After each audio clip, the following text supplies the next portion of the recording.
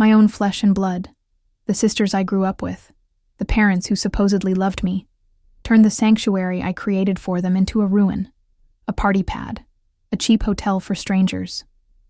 They enabled the destruction, excused the inexcusable, and, when I finally drew a line in the sand, they crossed it again and again, pushing me to a point where the only justice left was the kind that came with handcuffs and court orders, a reckoning that cost them more than just money. Growing up, I was Jennifer, the quiet one, the responsible one, while Victoria, my older sister, was the fiery, attention-demanding queen bee, and Tiffany, the middle child, perfected the art of the fluttering eyelash and getting whatever she wanted. I was busy finishing my homework, saving my allowance, and trying to keep the peace. Our parents, Richard and Martha, weren't malicious, not exactly. They were just easily swayed. Victoria's dramatics always won out, and Tiffany's helplessness was a potent weapon. I learned early on that my needs, my feelings, my accomplishments were secondary. Victoria broke a lamp in a tantrum. Oh, Victoria, try to be more careful, darling. Tiffany wanted the last cookie. Jennifer, be a sweetie and let your sister have it. It was 1,000 tiny cuts that shaped me into someone who relied only on herself, who worked harder, saved smarter, and built a life independent of their chaotic gravitational pull. And I did build a life. Against the backdrop of their perpetual mini-crises, Victoria's endless relationship woes, Hank's, her husband's, increasingly unreliable work due to his issues, Tiffany's desperate need to keep up appearances for her husband Brian's upwardly mobile family. I quietly excelled. I finished college, started a business, and found a measure of financial security they couldn't fathom. My success wasn't for them, not initially. It was for me, for the quiet girl who needed to prove her own worth. But as Richard and Martha aged, their little house feeling smaller, their worries growing bigger, a new desire took root. I wanted to give them peace. I wanted them to have something beautiful, something secure, something mine that they could simply enjoy. Maybe, just maybe, it was also a subconscious bid for the approval and appreciation I'd always craved. I spent months searching, not just for a house, but for a feeling. I found it in Harmony Creek, North Carolina, nestled in the rolling hills. And then I found Sunset Vista. It wasn't just a house. It was a dream rendered in brick and glass. Perched on a gentle slope, it overlooked miles of verdant forest and distant peaks, living up to its name with breathtaking evening skies. The grounds were meticulously landscaped, the interior filled with light, spacious rooms, and a wraparound porch perfect for sipping iced tea and watching the world go by. It was serenity. It was everything I wanted for Richard and Martha. Before we move forward with our story, please take a quick moment to hit that like button and subscribe to my channel. Your support means a lot. Buying it was the biggest financial stretch I'd ever made, but every penny felt worth it. I furnished it with comfortable, tasteful pieces, hired a local team to maintain the grounds, and set up everything so Richard and Martha just had to bring their personal belongings. The day I gave them the keys, their faces were a mix of disbelief and overwhelmed gratitude. Martha cried, and Richard kept shaking his head, murmuring about how I'd done too much. It felt good. It felt like I had finally given them something significant, something that showed the depth of my love and the fruits of my labor. This wasn't just a house. It was a legacy of my quiet resilience. For the first few months, everything seemed perfect. They called often, gushing about the views, the quiet, the friendly neighbors. I visited a couple of times. The house was immaculate, the garden thriving. It truly was their sanctuary. I felt a sense of peace I hadn't anticipated. Maybe this was it. Maybe this was where the old family dynamics would finally fade, replaced by mutual respect. Then the calls started changing. They became shorter. Richard sounded tired. Martha sounded evasive. They'd mention Victoria or Tiffany being visiting for extended periods. I'd ask how things were, and they'd brush it off. A knot of unease began to tighten in my stomach. It felt familiar, this deflection, this vague sense that something was being hidden from me. The breaking point came a little over a year after they moved in. I called to arrange a visit, excited to spend a long weekend with them, maybe help with some spring planting in the beautiful garden. Martha sounded flustered, tried to put me off, said it wasn't a good time. That knot twisted. Tighter, I insisted. I told her I was already packed and would be there by Friday afternoon. Driving up the long, winding driveway to Sunset Vista, my unease morphed into dread. The usually pristine lawn was patchy and brown in several places, scarred with what looked like tire marks. There were beer cans scattered near the porch, and the porch itself was cluttered with mismatched chairs and overflowing ashtrays. It looked neglected, abused. My heart sank. Walking inside was worse. The air reeked of stale, cigarette smoke, and something vaguely chemical. My beautiful, light-filled living room was a disaster. Furniture was stained, throw pillows were ripped, and there were rings on the polished wood surfaces. The kitchen was a greasy mess, dishes piled high in the sink, counters sticky. Upstairs, the bedrooms were equally shocking. The master bedroom, which I had envisioned as my parents' peaceful retreat, was relatively okay, but the guest rooms... One looked like it had hosted a wild party, with sticky spills on the floor and furniture pushed haphazardly. The other had paint splatters on the carpet and walls, alongside open supply boxes. Paint. Tiffany. My stomach clenched.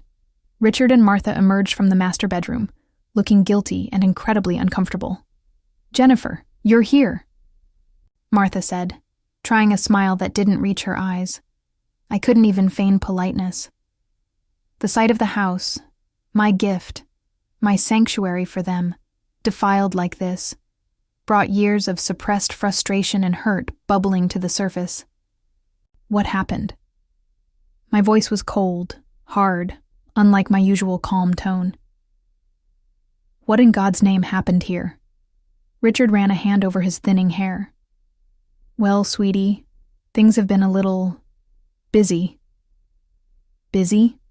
I gestured wildly at the mess. Is this... busy? The lawn is ruined, the house is filthy, it looks like a frat house exploded in my living room. And what is all this paint? Martha wrung her hands. Victoria and Tiffany have been staying here. Quite a bit. Staying is one thing, I said, my voice rising. Turning it into this is another. Are they here now? No, Richard hurried to say. They just left this morning. Cleaned up a bit, you know. Cleaned up a bit. This was after they cleaned up. Why were they here so much? Why is it such a mess? I demanded, my eyes flicking between their shifty faces. The excuses tumbled out, a familiar sickening torrent. Victoria. You know Hank's situation, Martha started, lowering her voice as if the walls had ears. He lost his job again. The drinking, it's just awful. They needed a place to stay. And Victoria, she's been trying to make a little money. Make money how? I asked, though a chilling suspicion was forming. Richard mumbled, well, renting it out, just sometimes, to friends. Friends, right. The sheer volume of beer cans didn't scream friends visiting. Renting it out? I was stunned. Without asking me. This isn't their house. This is your house, my gift to you. They were desperate, Jennifer, Martha pleaded. Victoria needed the money for bills, for food. Hank isn't contributing anything. And Tiffany? I asked, gesturing towards the paint-splattered room. Oh, Tiffany, bless her heart. Martha sighed dramatically. She's been trying so hard to impress Brian's family. You know how they are, so refined. She told them she had access to a large, beautiful home for entertaining. She hosted some kind of big painting party here. To look good, you see. To elevate her status. I stared at them, speechless. My parents. The people I had sacrificed for, bought a home for, were excusing the blatant disrespect and destruction of my property, because one sister needed drinking money and the other needed to lie to her in-laws. Victoria, needing money because Hank was drinking, used the house I bought for my parents to party in Airbnb. Tiffany, needing to impress Brian's pretentious family, used the house I bought for my parents as a prop, and my parents, the beneficiaries of my hard work, stood there, making excuses, minimizing the damage, and implicitly belittling my feelings about it. It was the same pattern, writ large across the walls of Sunset Vista. My gift, my effort, my feelings. None of it mattered as much as Victoria's manufactured crisis or Tiffany's social climbing. So, you let them turn this house into a hotel and a party venue, I said, my voice dangerously quiet now. You let them ruin the garden, trash the inside, and use my gift as a tool for their own selfish purposes. It wasn't that bad, Jennifer, Richard said, stepping forward placatingly. They said they'd clean up properly. They were going to hire someone. Were they going to unruin the lawn? Unstain the couch? Undisrespect my generosity? I felt a cold fury settling over me, a clarity born of years of being overlooked. This was not a loan. This was a gift to you, for your peace, not for Victoria's desperate schemes or Tiffany's pathetic social climbing.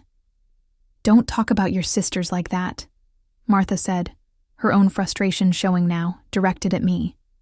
Don't talk about my sisters like that? I echoed, incredulous. They destroyed my property, and you let them. You enabled it. You're still enabling it. The confrontation devolved into a messy, painful argument. They accused me of being unfeeling, of not understanding family needs, of being too dramatic. I accused them of betrayal, of disrespecting me and my hard work, of never truly appreciating what I did because it wasn't wrapped up in their usual drama. I left that day without staying the weekend. I drove away from Sunset Vista, from my parents, from the ruined dream, feeling emptier and angrier than I had in years. But the anger wasn't just hot fury. It was tempered with a cold, hard resolve. I had been belittled for the last time. I had let them walk over me for decades, always hoping for some recognition, some simple respect. Now I realized it was never going to come from them willingly. I had to take it. I had to protect what was mine, and in doing so, protect myself. The first thing I did when I got back home was call a locksmith in Harmony Creek. I instructed him to change every single lock on Sunset Vista, not just the doors, but the gates, the shed, everything. And I told him that only I was authorized to receive the new keys.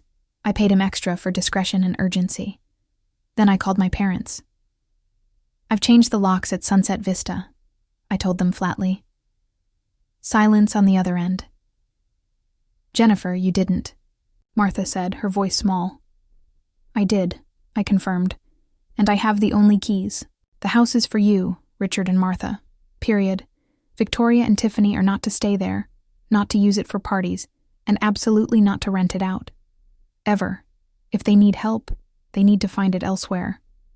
This house is off limits to them. Richard got on the phone. Now, Jennifer, that's a bit harsh.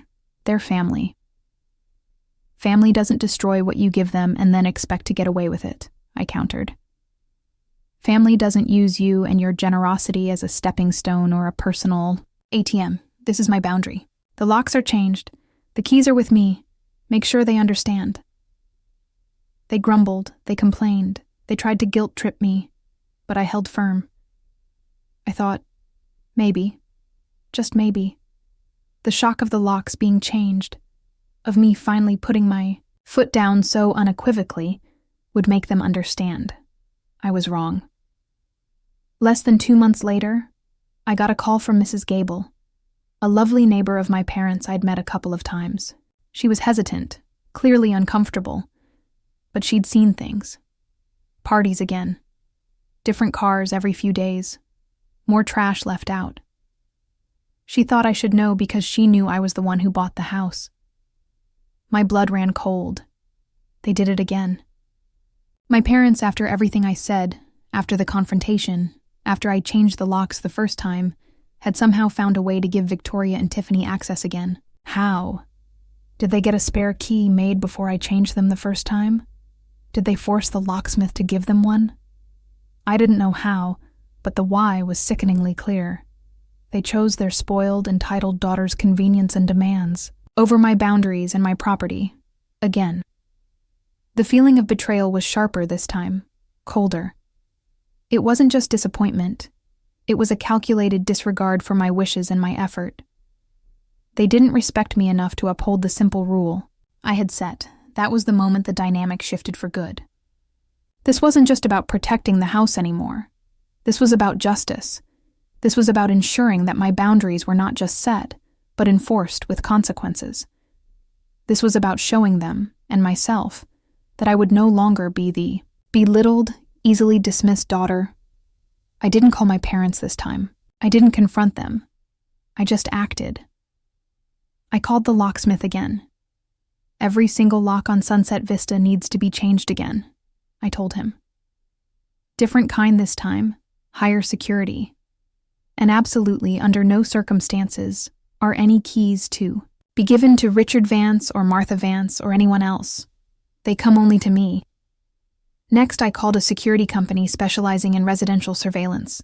I wanted top-of-the-line CCTV cameras installed, covering every entrance, every angle of the house and grounds, linked to a secure cloud server only I could access. I also wanted a robust alarm system with motion sensors. Finally, I searched for a reliable, discreet individual who could serve as a live-in watchman. I needed someone trustworthy who would be physically present on the property. I found Arthur Jenkins, a retired, no-nonsense former police officer with a calm demeanor and sharp eyes.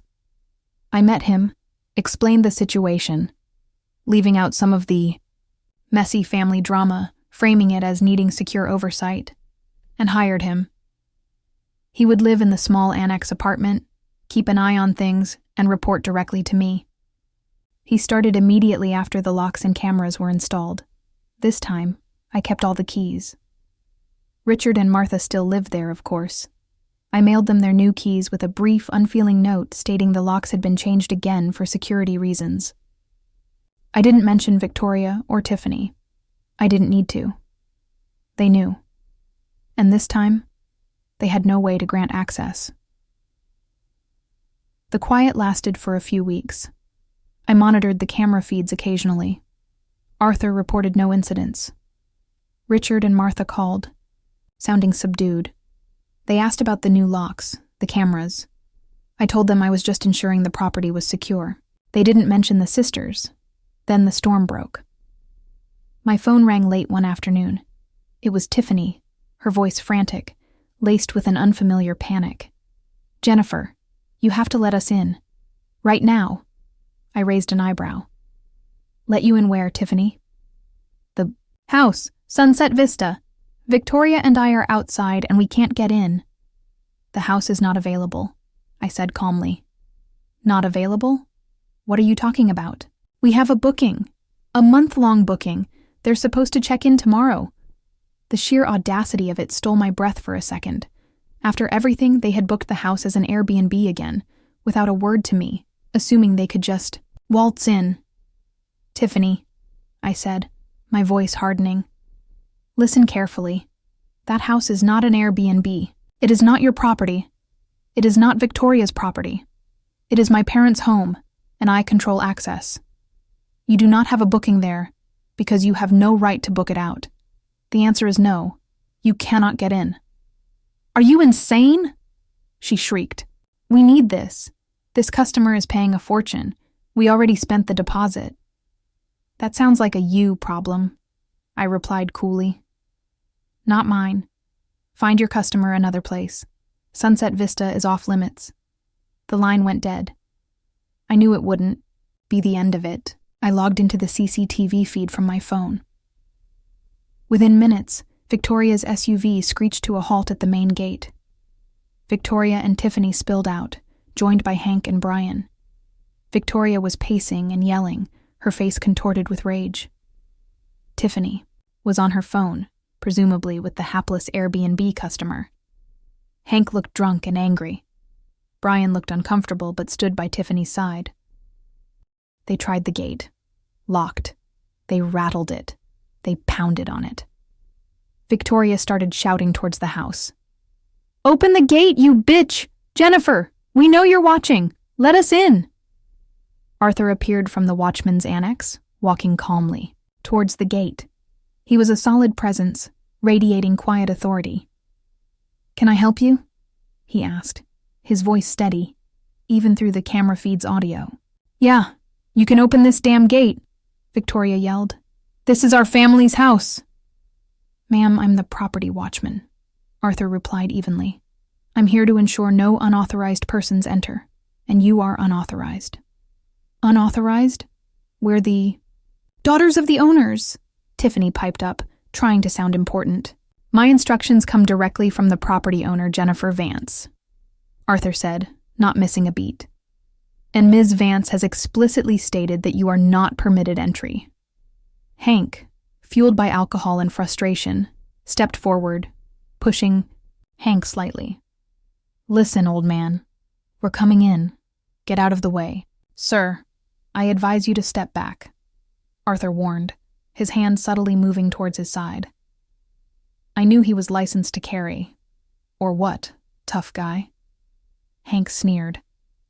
Just then, Victoria grabbed a loose rock from the roadside and hurled it towards the gate, hitting the metal with a loud clang. "Open up, or we'll break our way in!" she screamed. Tiffany joined in, kicking at the gate. Brian just stood there, looking increasingly pale. My heart hammered in my chest, but it wasn't fear. It was a surge of cold vindication. They were doing exactly what I needed them to do. Everything was being recorded. Their threats, their attempted damage, their acknowledgement that I was the one controlling access. "That's attempted vandalism and trespass," Arthur stated calmly, pulling out his phone. "I'm calling the police. You need to leave the property. Immediately." "You can't call the police on us," Victoria shrieked. "We're family!" "The law doesn't care about family names when you're trying to vandalize private property," Arthur said, his voice firm. Seeing Arthur on the phone with 911 finally sobered Hank slightly, but it enraged Victoria and Tiffany further. They continued to yell, make threats, pound on the gate, and even try to climb it briefly before giving up and retreating to their SUV, screaming obscenities before speeding away. I watched the entire spectacle unfold on my screen, a chilling tableau of their entitlement and desperation. When Arthur called me a few minutes later, he was calm. "Ms. Vance, they've left. I've filed a report with the local police based on their actions and threats.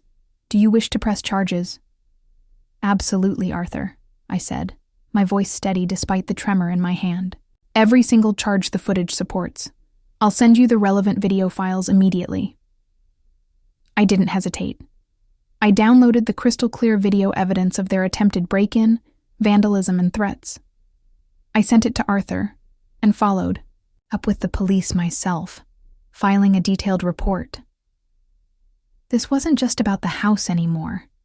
This was about standing up for myself, for every time they had walked over me, for every time my feelings had been dismissed.